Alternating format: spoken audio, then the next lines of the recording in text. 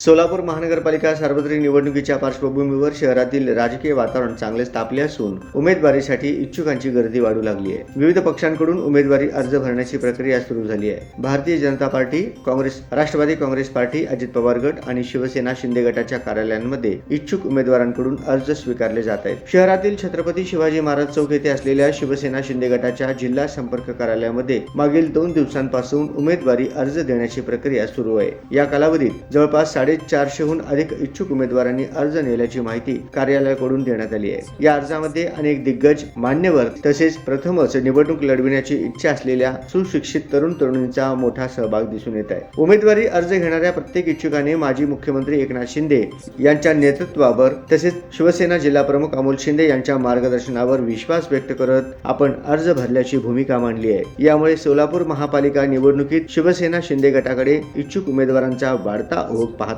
आगामी निवडणूक चुरशीची ठरण्याची चिन्हे स्पष्ट दिसून येत आहेत.